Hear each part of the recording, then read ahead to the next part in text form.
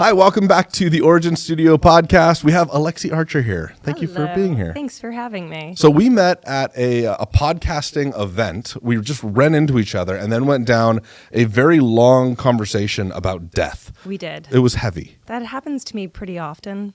We had a podcast in here a couple of days ago from LA called Death Talk. Have you heard of these? I haven't. He does conversations with people about their death that's upcoming or their family member that just died. It's really heavy grief.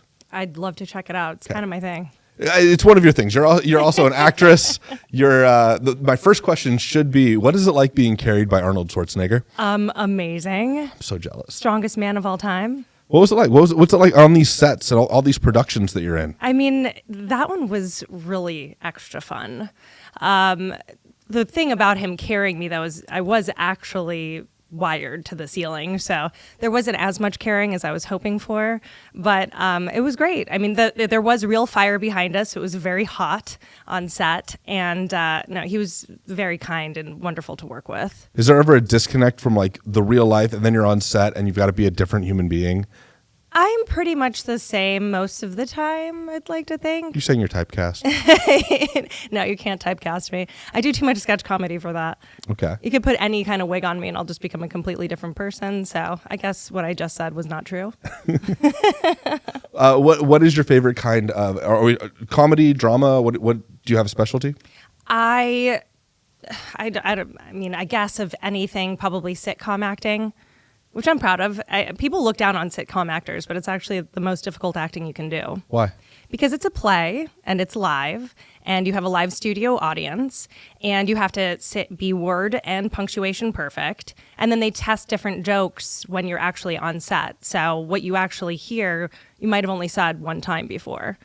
What? And so does that mean you're redoing a take? You're doing it with different lines? Yeah, they're like, hey, we're going to do this whole scene exactly the same, but this whole last paragraph is going to be completely different. And so there's been times that I've been on shows, I'm like, yep, that's the only time I ever said that joke because it worked better and the audience laughed more. So, but they're doing the same scene for the same audience with different dialogue. Yes. That sounds like a really unfun job for the audience. No, the audience loves it because they get to see new things. And the producers, writers, directors are testing the audience to see what jokes they like better. Do you have any influence on what the writers put down?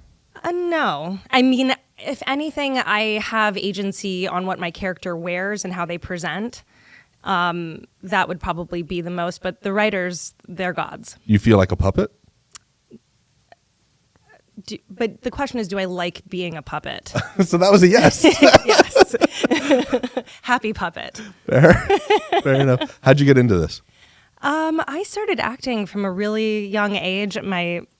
I went to liberal arts schools from when I was a kid. I went to Montessori school from when I was a child. So I was really introduced to the arts from a very young age. My mother was a designer. So my parents were really supportive of the arts. Okay. Yeah. It was just literally a family thing? They're just like, well, throw you in? They're not actors themselves. They're not in theater or anything like that. But when I first started going to school, there were always plays and singing opportunities. And then when I was 12, I got into the Manhattan School of Music, which is like the Juilliard of Harlem.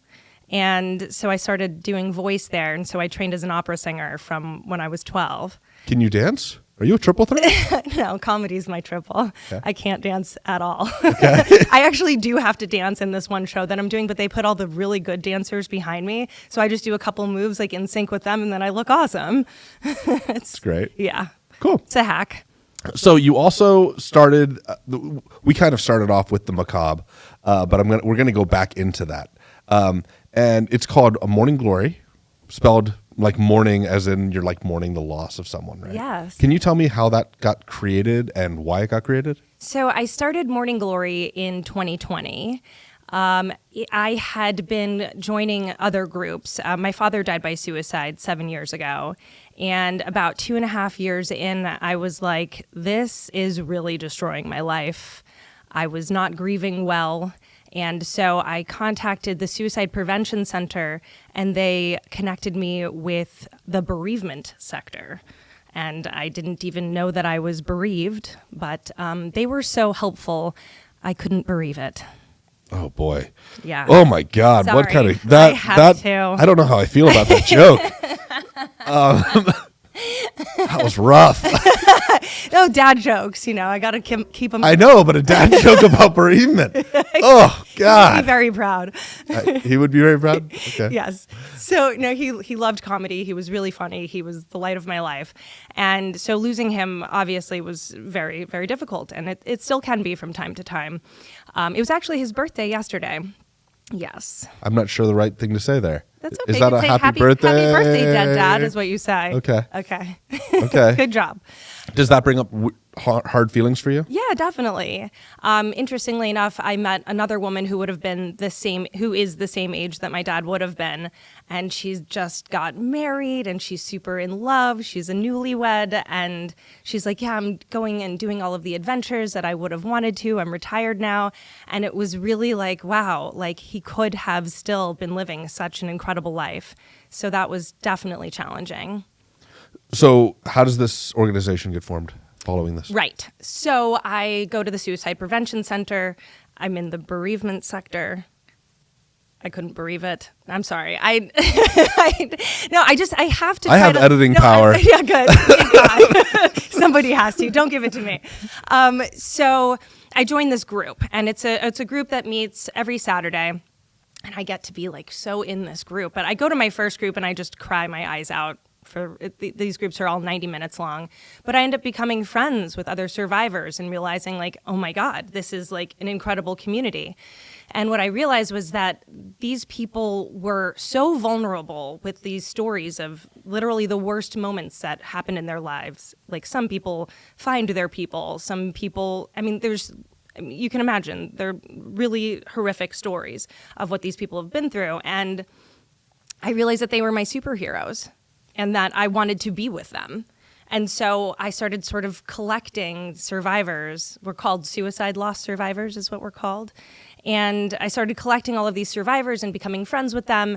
And then yesterday, 5 years ago, I threw a birthday party for my dad, who was already deceased at this time. So I got together this group of survivors, did this birthday party for my dad, and made all of these community events. So I took like an oversized Jenga, and I put like, when was your first kiss, and what do you do when you're down? And so everybody became really close because I'd met them through different groups that I had been attending. And I was like, there's something here. Like people need to hear the story, and people need to see what the experience is like of losing someone to suicide. And then they need a champion, they need a leader, they need somebody to bring us together. So I was like, you know what I'll do is I will gather these survivors, the ones that are willing to tell their stories, which isn't always the easiest thing to do because there's still so much shame and stigma associated with suicide loss, and I'll create a documentary.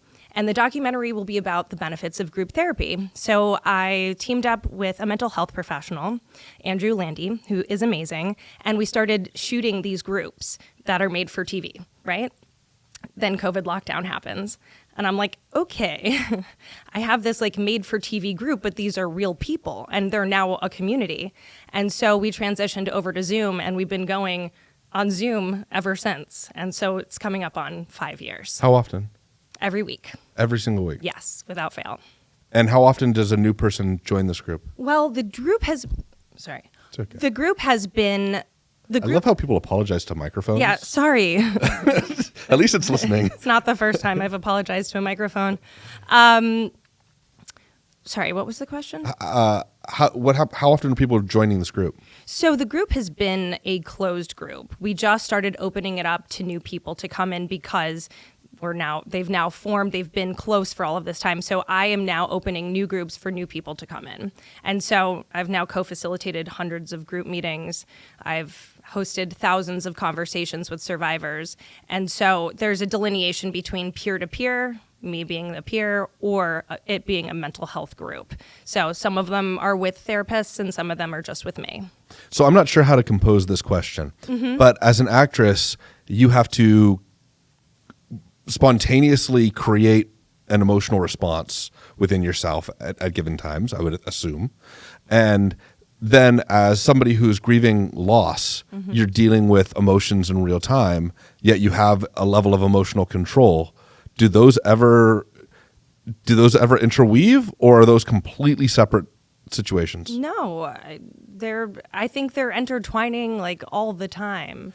Does that ever make you feel like the grief might not feel real, or that you might feel numb to it because you have emotional control to be able to like turn these on and off when you want?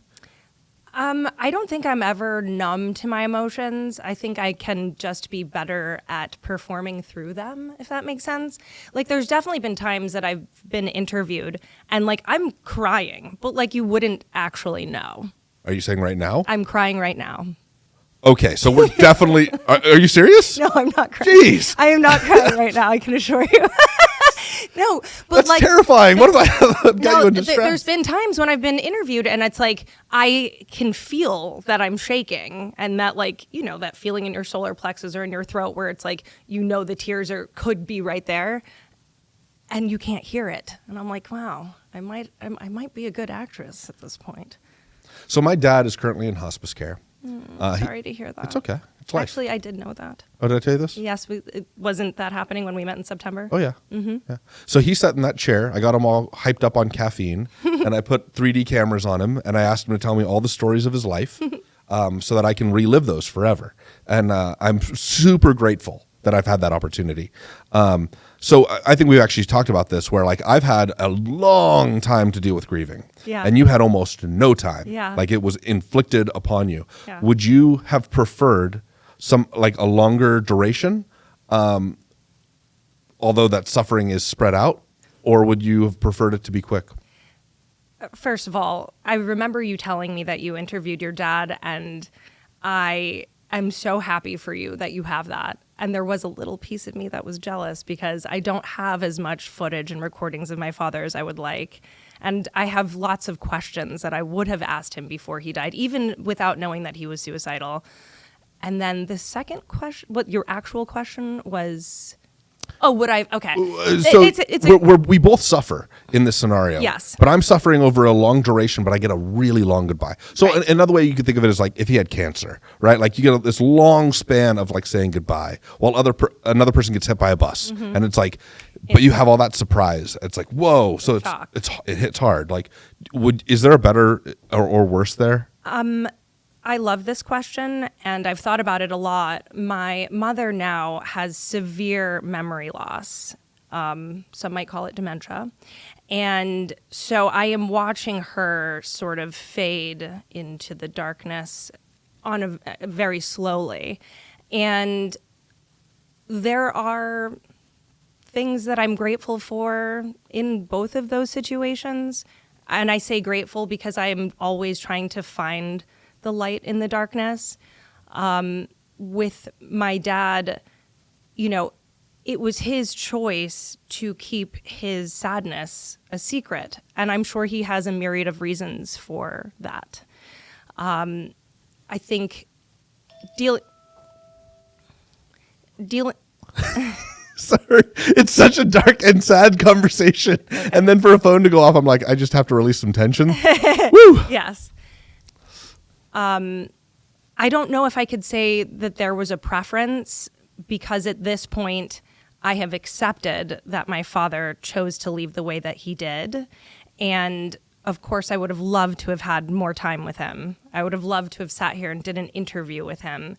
But it's difficult watching my mother disappear into the darkness and to lose her memory. And it's really difficult. It's really challenging for her knowing that she's going through that. I had somebody say to me the other day, well, maybe she just doesn't even really realize what she's going through, but she has enough awareness to know that she is forgetting and that she is getting lost, or that she goes to the store and has no idea why she's there. And that is really painful to see too. I don't know if there's a better way in terms of a death that happens immediately or a death that happens over time. But what I would say to somebody who knows that they're going to lose somebody, my advice to people is always to grieve the undead. And that means to get to acceptance in a way that feels comfortable over time, so that when that final moment does happen, you've said the things, you've asked the questions, and that maybe there doesn't have to be quite as much shock and denial. Not to make this about me, but part of me wants it to be the worst experience ever. Tell me more about that. Well, like when my dad dies, which is inevitable here, there seems to be something very real about totally changing gears. When I have a breakup, one of my favorite things about breaking up with somebody is how bad it hurts, because it makes it so real. And what I mean by that is that if it hurts me, it means that I really cared about that person, right? That's true. And I want to have that for him. But part of this long duration is that I'm becoming more and more numb to that. So it might not hit very hard. And I'm not looking forward to that. I want it to hit I want it to be debilitating as a celebration, if that makes sense. Do you think that you'll celebrate him more by it hurting more? Well, it's almost like love is real when you feel the sense of loss of having it. You know what I mean? Mm-hmm. I think that's where I'm going with that. And I hear what you're saying, and I've had people in my groups talk about the beauty of feeling the intensity of the loss. And I've felt that too, of course. And grief is love.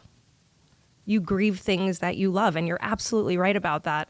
And I don't think that you need to worry, though, because it comes in different waves. And maybe some days you'll feel numb, but numb could also mean that you're just in a space of actual acceptance.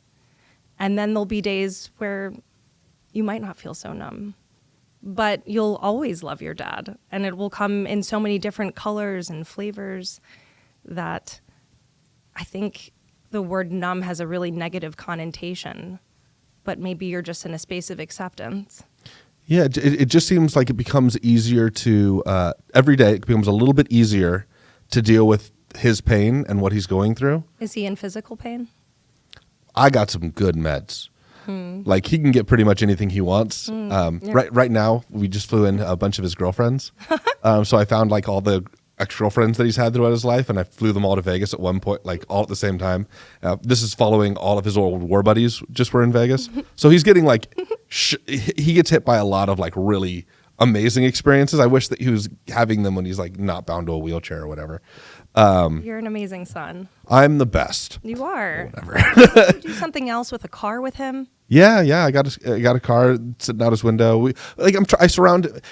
If he has a flaw, and it's that like he's very passionate about things as opposed to other things, which I think are much more tangible and valuable than things. But I surround him by the things that he loves because they provide memories to him in different ways. I get to live vicariously through you. Oh, sure. By all means. We're writing his memoir right now. I love it. We're using AI, so I sit there and interview him and ask him questions about his life, turn it into text, have the AI bot translate it into a book, and then I make him edit it. That's amazing. Yeah, and you can put in on the an AI, you can say like, we're writing a book. I want you to make him feel like his life is significant and important. And so when he's editing it, he's like, wow. This is cool. It's really neat. It's really neat. And I'm super grateful for all that opportunity. And on the flip side, I'm super envious that yours was over fast. Really? Yeah. Tell me about that.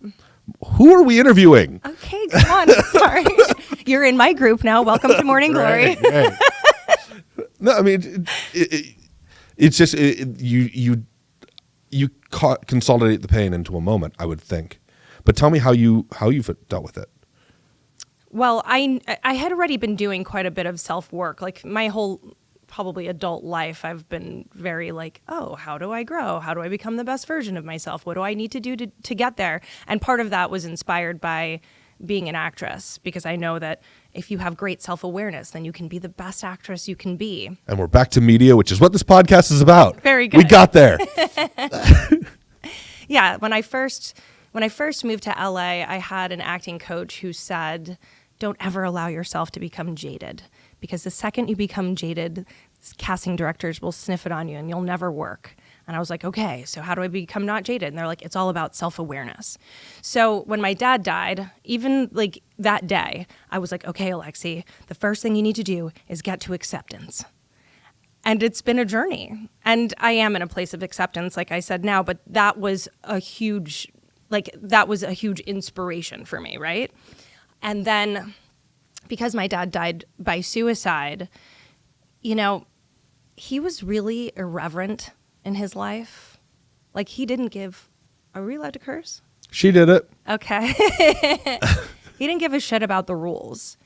And I felt that I couldn't hate him for being irreverent in life and then hate him for being irreverent in his final choice. And it's a faux pas to say something like that. But that was my way into accepting that Jeremy was going to make the decisions, the choices that he wanted to make, even though when someone takes their life, it destroys and hurts all of the people that they love and all of the people that love them. You believe you own your body and your life, right? Do I believe that I own my body? Yeah. Yes.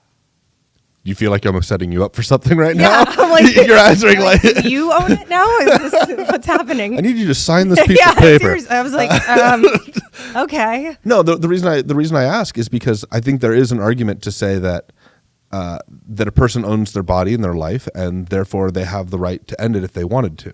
And there's a lot of states that are dealing with like right to life issues and stuff like that. I'm curious where you sit on stuff of that nature, especially given your experience. Yeah, it is a really interesting question. There was an article that I read not too long ago that a couple in Sweden decided together that they were going to be euthanized. And Gosh, that's such a cold way of.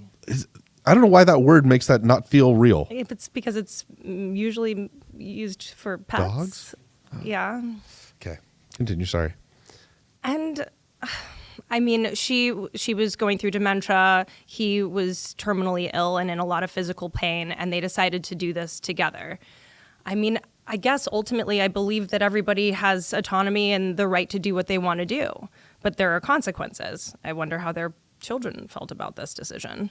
I guess in that case, they would also have had the opportunity to say goodbye and, you know, what have you. But to be honest with you, I'm not entirely sure how I feel about it. I love that. Yeah. Ultimately, I feel like people should be able to make their own choices, but there is a fallout.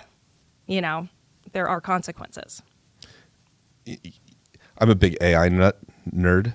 I'm also into like performance hypnosis and all kinds of stuff like that. And there's this thing where if you ask a question, one of the reasons AI sucks is because it will give you the answer. Mm-hmm. So if you ask yourself, why am I a terrible person? Your brain gives you the answer to it. One of my favorite answers is like, it's a really hard one. I don't know. Like there's something so amazingly human about doing that, but people seem to be afraid to be that vulnerable and not being perfect and having the solution to every question. So I commend you for that. Thank you. Yeah, that's rare. Okay, so how do you market your organization? And I'm specifically looking towards social media and podcasts, but whatever you need to say. Social media and podcasts. Yes. No, for real though. How do people connect with you through that?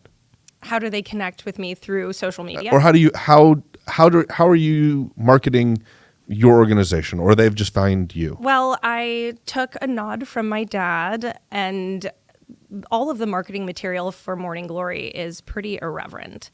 And with my background in comedy, I've been using comedy as a way to make the conversation more palatable. When this happened and when I decided that I needed to be the face and voice of suicide loss, I was like, okay, first of all, what qualifies me? I'm like, all right, so I'm going to go and have these conversations. I'm going to read. I'm going to understand this, not only for my own healing, but for like the community at large, right? And then I was like, okay, so what other talents do I have that can make this a more palatable conversation? And I was like, oh, what if I like try to do it with comedy? And so that has been my way in. And I don't think anybody's quite done it that way before, so... I know that when Christopher Reeves got kicked off of a horse and broke his neck, I heard the story that Robin Williams jumped into his hospital room dressed as Patch Adams and did some kind of bit about like, you know, where does this thermometer go? And Christopher Reeves laughed for the first time, and that was like the moment when he knew, I'm going to be okay. Yeah. Right? So I wonder if like, yeah, maybe nobody's done that, but you have a lot of people grieving around you, and maybe just a laugh is what it takes to make them feel like it's going to be okay. I mean, laughter really is medicine. It's funny. Sometimes I'll be in therapy and I'll be like having like a really sad moment, and then I'll test out one of my jokes on my therapist, and then we'll just erupt into laughter. I make her laugh a lot. I'm like, I think you should be paying me, but it's okay.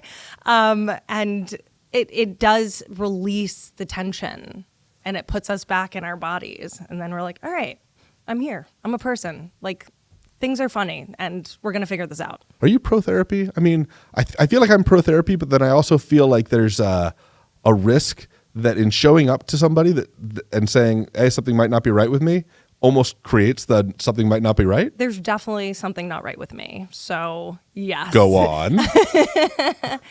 Listen, I think we all have problems. I think I'm pro-therapy for myself because it helps me, but I think that there's many different ways to get to being a more aware person, a more happy person, a more joyful person. And I think it just, whatever floats your boat. Do you find joy in this organization, even though it's about grieving? Absolutely. Tell me how. It's the light of my life. Tell me how. Well, first of all, the community is amazing. Suicide loss survivors are the coolest people I've ever met in my entire life. And specifically suicide loss survivors who are willing to go and tell their stories, because it takes a lot of bravery and courage to share this. I mean, a lot of people feel shame, guilt, regret, culpability, and it's a very difficult thing to be able to express. So that's why I said when I started joining groups, these people were my superheroes. And they are still my superheroes because they show up week over week and they face their darkest shit. What's been your darkest shit? I don't swear on this podcast. That sorry. felt really weird. Sorry. No, you can't. You we can don't have swear. to. No, we don't have to. We're being human. I just don't. Anyways, that felt weird. Go on. What's my darkest stuff? I don't know if it would be appropriate for this podcast. It's that dark. It is that dark. Yeah. How can I say something else? Let's see. How can I dodge that one? How can I? We can just transfer into so what acting role challenged you the most? Well, I talk a lot about unhealthy healing modalities. What do you mean by that? So a healthy healing modality would be like therapy, or I'm not thinking of too many other groups, or, watching a movie, or, learning a lesson about grief, right? But there's lots of unhealthy healing modalities and things that we do when we're grieving that aren't necessarily perceived to be healing, but they could be in some ways. Like, I used to drink and Tinder and club all the time to make myself feel better. So kind of like soothing, almost self-soothing over That's healing. what we'll call it.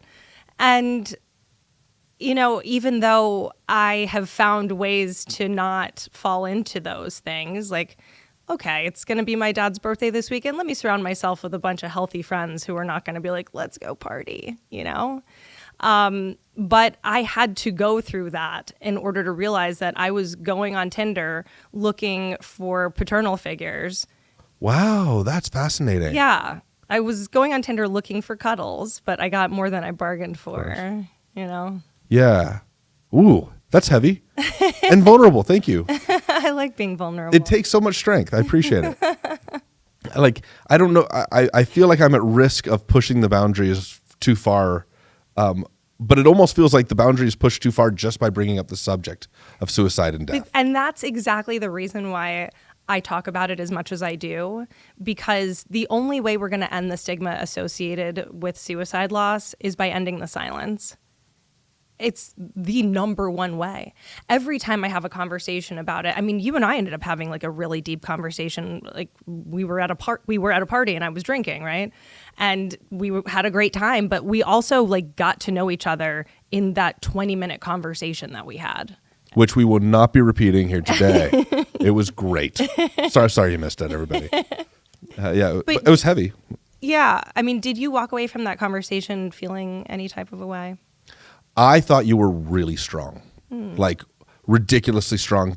Also, I felt like an idiot because before talking to you, I was talking to another actor, And the reason I ended up talking to you is because you leaned in and was like, hey, as part of the Survivor community. And my brain went to the TV show Survivor.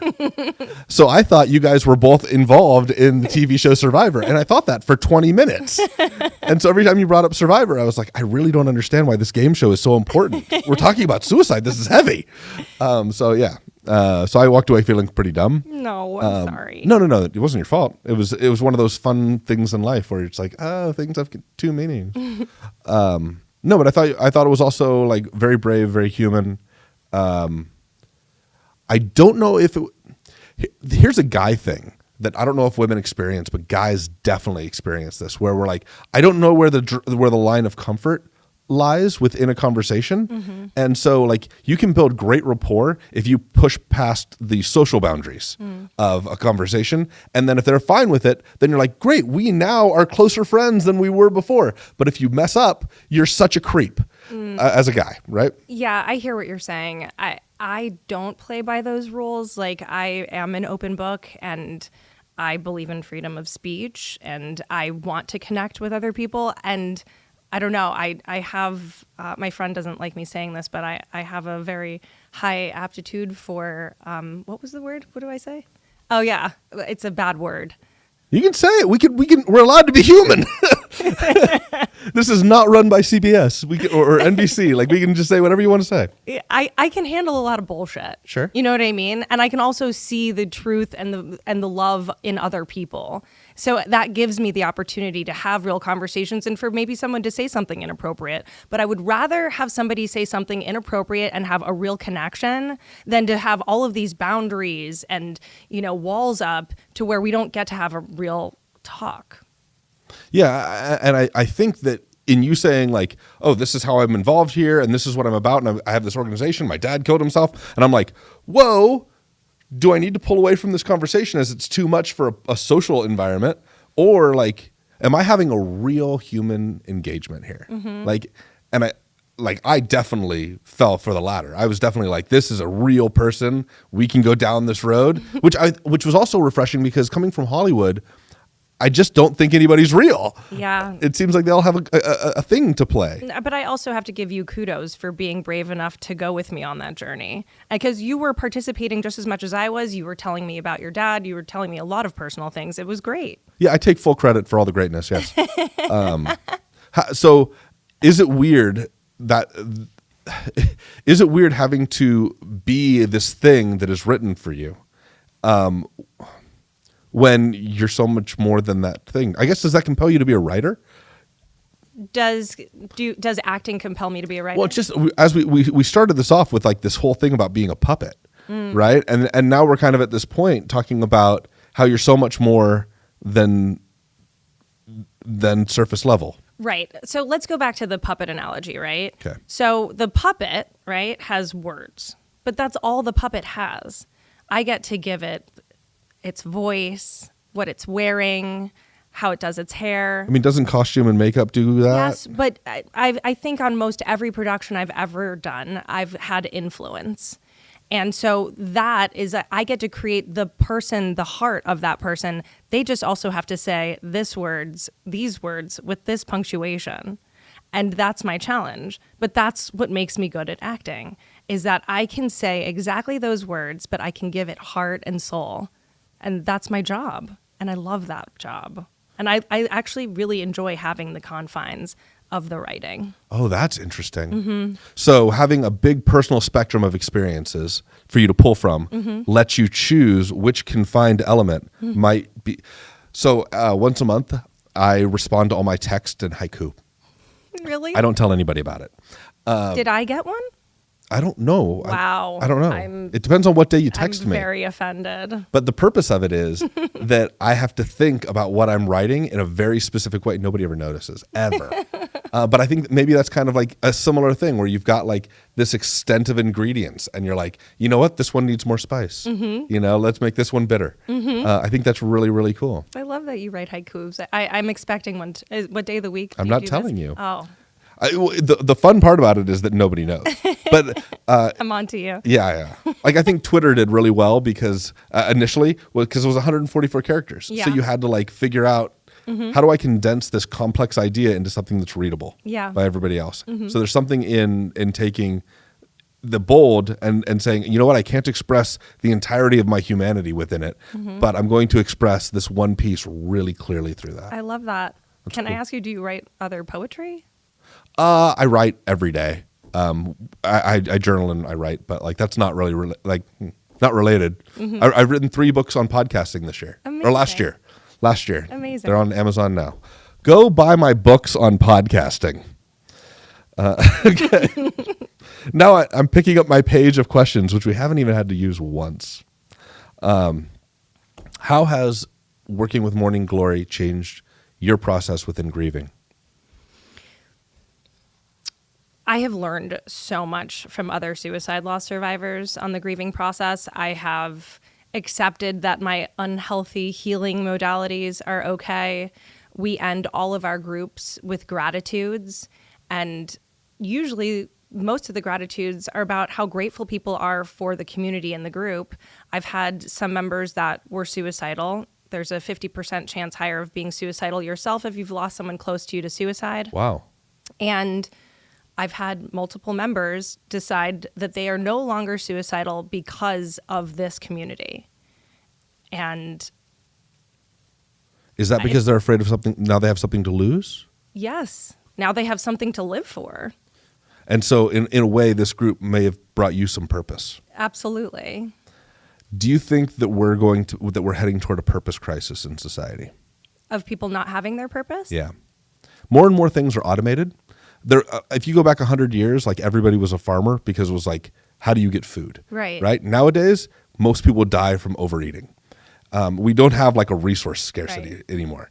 And so like, there's not necessarily a great reason to live. Like if I'm a social media guy, like that's actually not really purposeful. Taking care of my dad who's sick is very purposeful. Right. Right. But less and less purpose seems to exist in society.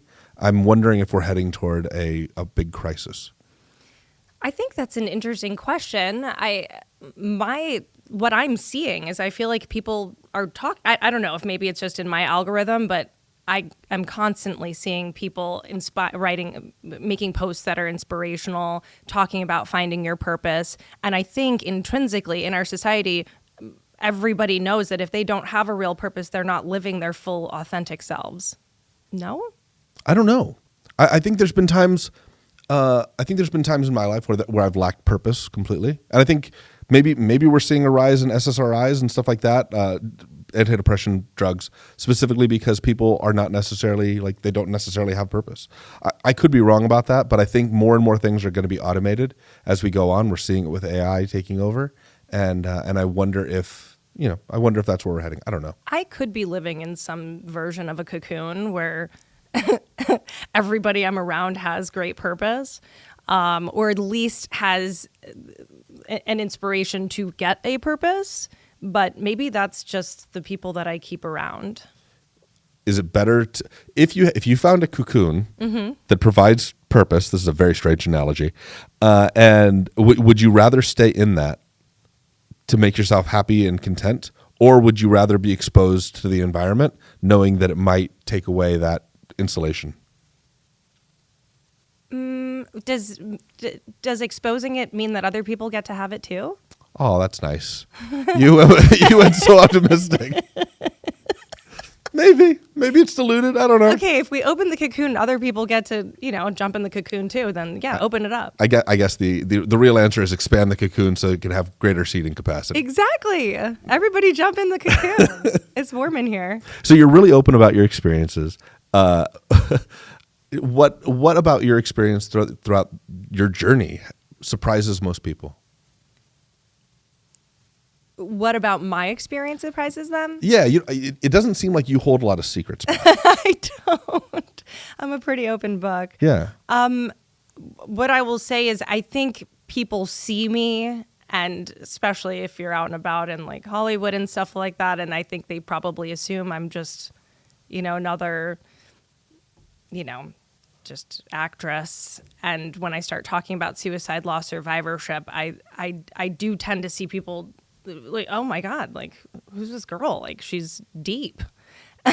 And so I think that I the way I present and then the words that come out of my mouth are striking often.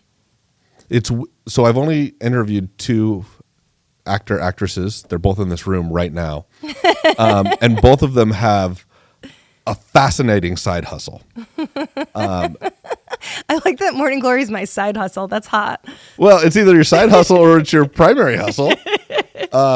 I'm not sure which, but like both of you have these like fascinating side things. And while we make a show that's mostly about media and people watch this specifically to like launch their shows, get their shows going, there's also something to be said about if you want to have something to say on a camera or on a microphone, what's important is to have a life so that you have something to say. Absolutely. Yeah. I mean, I could sit here and tell you my credits like all day long, but like ultimately, like what's the most important thing?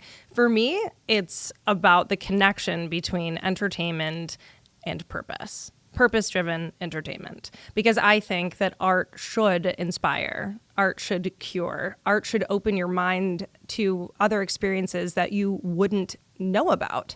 And if we're not doing that, then I think we're being irresponsible, because when you get to be an entertainer, you get to have a voice, you should do something with it. Well said. It's an honor. It's a hell of a responsibility. It is.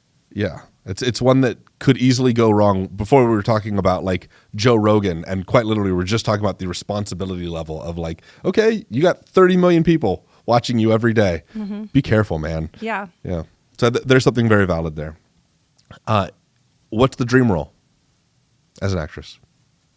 What's the dream role? Gonna go with Les Miserables. My dream role is a mother on a sitcom. A mother? Yes. Okay. Like, or just a wife. We could get rid of the kids. That's fine. You really like the sitcom more than the movie. I mean, you've been the lead in the movie. I love movies too, but there's something so cozy about sitcom acting. You go to the same stage every day. You have the same dressing room every day. You have the same crew that you're working with. And for me, entertainment and working a job that is continuous over time is my family. And I don't have much of a family anymore.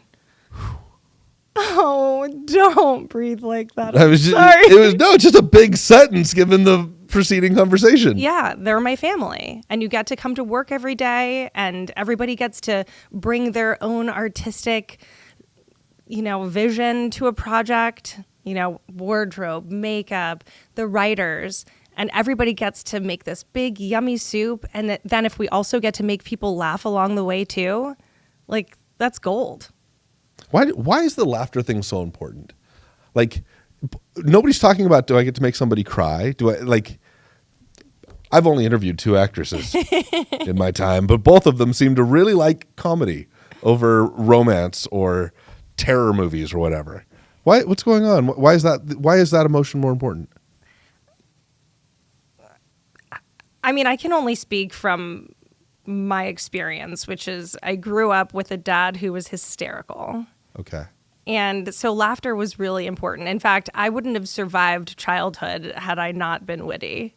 I would have been nailed to the wall, And like I said, there's these moments where you're feeling this great intensity or sadness and someone breaks that and you laugh out loud and you're like, oh, I feel lighter now. And, it's so cheesy, like, laughter is the greatest medicine, but like it kind of is. I suspect that what makes things funny, which by the way is the least funny sentence ever, is the release of tension. Yes. Right? And it's like the greater the tension you can actually release, like the more people feel comfortable. Mm-hmm. And so like in the dating scene, like it's like, oh, this guy feels so good if the girl will laugh at what he says. And it's like, because there's this release of tension where people feel safe for a moment. Absolutely. Yeah. And they say like the darker, the deeper the sadness you've ever felt, you are now able to feel the equal goodness. And I want to feel as much goodness as I can in this life because I have felt so sad so much in my life. And, I toggle. I can be in the middle sometimes. I can feel numb. But I like feeling joyful. And joyful is like, that's even better than happiness. Buddha said life is suffering. And the Stoics often agreed with that, although they accepted a lot of emotion. But sometimes I wonder if happiness is only a reward mechanism where you can't hold on to it forever. Like you get it with progress, you get like a promotion or a raise or whatever. And you're like, yeah, I'm happy. But then it goes away and you're back to like the normal. Yeah. But you can suffer 24/7 forever. So sometimes I wonder if it's like, rather than say like, what makes me happy? Sometimes I wonder if the right question is, what is worth suffering for? Right. And then, in many ways, like you've put in a tremendous amount of suffering, created an organization that has helped others get past their own. But you're missing one other one. Ooh, tell me. Joy. That I love joy. You love joy. I love joy. You do. I do. I have a whole chart. I'm not even kidding. I have a whole chart in my journal where it's like I can be here all the time. I can be here all the time. But you're right. Joy is a good spot. Gratitude's a good spot. And when our minds get really quiet, we can tap into that. I had a sex guru for a few years, and Flipping. and we talked about your mind and when your mind is really quiet. There's also this thing called quantum entrainment, that when you can silence your mind enough that your body is actually in full orgasm all the time. I mean, I'd love to ask you more about quantum and what? Entrainment. But I'm not going to, because you had a sex guru. And I feel a responsibility to ask you about the sex guru. What would you like to know about the sex guru? Everything. Everything? I want to know, did you hire this person? It was gifted to me by when my ex-fiance and I broke up. He gifted me the sex guru. What did you learn from the sex guru? That it was great that my ex-fiance and I broke up. that was the Good that was sex the best guru. thing. Yeah, right. I was like, thank you. This is great. This is Oh, man. yeah. Good That thing sounds that like guy's out of here. What a fun job. Okay. Okay, what was the quantum what? Quantum entrainment. Entrainment. Yes. Okay. Walk me down quantum entrainment. So quantum entrainment, one of Frank Kinslow created this. His most basic exercise is, what will your next thought be? Okay. What is it? You're asking me? Mm-hmm. It's probably going to be, what am I going to say in response to you? Okay, I'm going to ask you again. What color will your next thought be? Blue.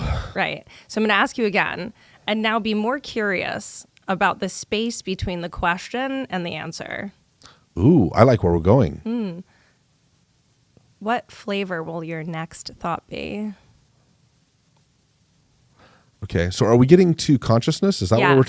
what we're leading Yes, here? It's the space between. It's the nothingness. It's the awareness. It is the total you-ness, which is the person who's not thinking all the time. And the longer, so that question, in theory, if you were to do this exercise, you would ask yourself that question 30 times a day. And that space would get wider and wider and wider until you could stay there for perceptibly like a long time, because we're having hundreds of thousands of thoughts like every second or every day or whatever it is, right? But the longer we're in that space, the more we can experience the orgasmic experience of what it is to be a human being. I wish my experience as a human being was orgasmic. I bet it is. I don't You think live in it Vegas. Give me a is. break. No, I mean, it could be, but I'd be wasting a lot of time. No, but I think, have you ever read the book Zen and the Art of Motorcycle Maintenance? No. Okay. It's a weird book. It's a Zen book. Super weird. But at one point, they're like looking inside of people's minds. And there's like, they're in a gym, I believe. This is years ago. But when somebody's like doing their gymnastics, they have no thought in their brain. Exactly. Right? And I used to be a performer in Vegas, and I would always Magic, experience right? that. Yeah. Yeah. I would always experience that. I'd be on stage, and it was like gone. Like what the Buddhist monks are trying to do by sitting all day doing Yes. meditation. I've got to assume, does that happen to you in acting? Absolutely. And that's why it's so addictive. I think there is something there. Absolutely. I think the flow, Malcolm Gladwell. Yes, Calls it flow? I love Malcolm Gladwell. Yes, absolutely. It's you get to be in that Zen state where you are so present, and you get to just be whoever that is. You were being a magician, And then I get to be whatever character I am. And you get to actually live the life of that other person because you are just so in the moment of playing in that space. Okay. Is Hollywood as toxic for females as they make it sound like it is? I don't want to say yes. You don't have to say yes, but I mean, listen. But you seem like a real honest person. This is what I'll say. I was born and raised in New York City, Manhattan, so I saw the evils of the world before the age of 12. Ugh. And so, and I grew up with parents who had both been really badly abused, and my mother was sexually abused as a child, so they were protective in a way to where I was like very well informed. But once I started going to middle school on the Upper East Side, I was from the Upper West Side, I was taking the train, the bus, like I was out and about, I was in the city, I was in the world. Because I grew up in that environment, I have a wherewithal about me around where I should and shouldn't be, around where there could be danger. So I've been relatively lucky because I don't know if you would just call it luck or you would call it awareness, but I've been able to avoid probably dangerous situations that I would have otherwise not. But I think that when people move to LA, if they're coming in there and they're just not being aware of where they're at and who they're around, yes, I mean, anywhere could be a dangerous place, especially as a woman. Okay, maybe that might have either been a dodge or I'm going to ask the question in a different way. I agree. There are dangerous parts of every town. I think it's slightly different when it's a profession and maybe an industry that could be dangerous. I'm not saying that it is, but there have been a lot of allegations and some people locked up in the not so recent past based off of them doing terrible things within that industry. And I think that's different than saying, hey, don't go to the wrong side of town, because the reason, I'm going to guess that the reason a lot of women move to LA is to be actresses. Mm-hmm. And so in a different capacity, it doesn't feel like, hey, you went to the wrong side of town.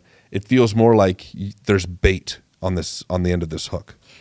Yeah, I mean, I think the second that you're feeling pulled like there's bait on the end of a stick is the moment where you're like, this is not a good path. I mean, I never got an agent by going to a P. Diddy party, right? We got there. We got the P. Diddy clip. I know that's where you, do you know what I mean? Like, I mean, I book work by getting an audition from an agent. Then I put it on tape. I send it in. Nowadays, you used to actually like go in the room. Oh, well, there's a buffer. Yeah. I mean, I don't know. I've never had someone be like, hey, if you sleep with me, I'm going to give you a role. So you've never experienced that potential problem, even though some people may have? Yes. Good. Lucky me. Yay! Yay! Don't have to use that word that I'm not allowed to put on YouTube. So talking about death a little bit and talking about acting a little bit, one of the things that I consider all the time is the fact that the more you're put on camera, the more immortalized you become. And in a way, especially with like podcasts, people really know these people at a deep level. And I suspect you're going to be able to load all this into an AI in the future and be able to hit like, how would she answer this question? Mm-hmm. You know? Is that exciting to you that you may live forever? Yes. Yeah. Yes. You're not at all concerned about potentially being misused because you exist in digital form? No, not really. I mean, we'll make a naked version of me. I mean, that exists. I'm not saying of you. It's already there. I'm not saying you're like, I saw it this morning when I was researching. I did not spend the entire morning making a naked version of you with AI. What is this? What do these notes say? How do I get out of this? No, but like I feel like people could misuse it. I've seen people misuse it. I've seen people create ads using other people's likeness and things. And yes, porn is another way that it could be misused. And while it's exciting that maybe in the future I could go onto my computer and be like, "Hey, how do I deal with my grief?" Yeah, and ask you that question. Like that's amazing. One of the future visions I have for Morning Glory is to make an AI version of myself that can answer grieving questions. And I think that would be so cool. And that would be under my control, right? No. I mean, come on. How do you control an AI? Well, it would be in the Morning Glory app. I mean, you could definitely give it guidelines as far as how it's going to answer. Well, yeah, it's not going to say something dumb. Do you have guidelines or rails as far as like if 50% are more likely to commit suicide after they? Oops. Okay, I'm glad that you said that. Did I screw that up? I was hoping that you would say that. Not hoping, but okay. So we try to not use the word commit when referring to a suicide. Why? Because you commit a crime, you commit arson, you commit Suicide is a burglary. crime. Is it? I think so. I think it's illegal. It's not anymore. Really? Yes. But we also don't want to criminalize people for mental dis-ease, right? I can see that. So we say died by suicide, took their life, died by their own hand. We're really trying to eradicate the word commit from our vocabulary when referring to a suicide. I'm still struggling on kind of the why there. Don't get me wrong. I don't mind it. This is very similar to somebody being like, I would like my pronouns are this. I'm like, okay, I don't care. No, but I don't necessarily understand. We can have a dialogue about that. So take me one step further into that, or maybe repeat it just so that I can get my head around it. Right. So suicide was completely a crime, right? So they made it a crime probably with their hearts perhaps in a good place, because if they make it a crime, then people will be less likely to do it, right? Sure. But they're losing a huge factor of that, which is that people who die by suicide are suffering mentally. And so that would be like, well, let's make all, mental health, let's make it all, if anybody's having a mental health issue, then they're also a criminal. Well, I think it's more that so let's say I'm suffering from mental health issues, and because of that, I assault somebody, right? Like a crime was committed, and I can attribute it to the mental health thing, but I still committed a crime. Now, to play devil's advocate here against myself, I didn't commit the crime against myself. Right. Right? Like there's not necessarily, the victim is very different in those two roles. But there's also crimes that I could commit that have no victim, right? If I speed or drink, or if I drink and drive, right? If I don't hit anybody, I haven't assaulted anybody. There is no victim, and yet I've still committed a crime. So I'm not sure victim is actually the factor that makes that matter as much. I think victim does. So should drinking and driving be legal? What? No, of course not. But if you don't hit anybody, you didn't hurt anybody, there's no victim. But wait, what's the outcome? Did you die in this accident? No. I drove home drunk. I didn't drive home drunk. I haven't tasted alcohol. Hold on a second. This is all hypothetical, everyone. But if I drove home drunk, that's a crime. And yet, provided I didn't hurt anybody on the way home, like if I hurt somebody, then I've got vehicular manslaughter, right? That's its own crime already, right? So I don't necessarily need to, I could tack on drinking and driving, but there's no victim in drinking and driving as a standalone, right? So a crime can exist without there being a victim, or that's not a crime. So if the victim is your own self, the likelihood of you having suffered from a mental health disorder is, in some people's belief system, 100%. If the victim is yourself, the likelihood of it... The likelihood that you're suffering mentally is 100%. Yeah. The argument could be made that some people might be in so much pain that it's a rational decision. I don't know if that's true. I've never been there. So you still think that using the terminology commit suicide would be a good thing?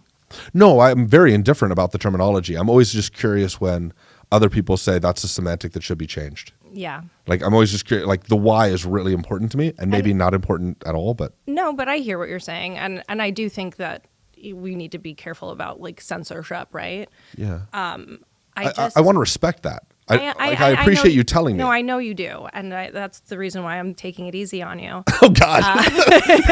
Over this table, beating you senseless.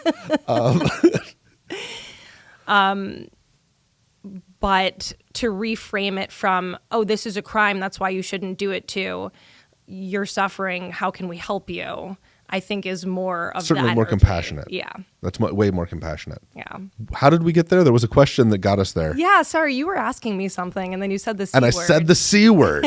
Are there other faux pas in this arena? That's like I said, I'm not into censorship. We'll just stay with that one. Okay. Okay. Nobody say that. Maybe I'll beep it out. That would be awesome. I'm not going to beep it out. Because if I beep it out, then they won't know what Exactly. I said and they won't know how to fix it for themselves. Okay. So let's bring this to a close because I have no idea where to take it. Where can people find you? morningglory.com. Alexi Archer on Instagram. Aleksei Archer on Instagram. Alexi, if I were to give you one compliment, it would be that I think you're incredibly courageous, not only with your organization, but with your vulnerability. I have such respect for it. So thank you for bringing that to the table. Thank you so much for your acknowledgement. I really appreciate you for having me.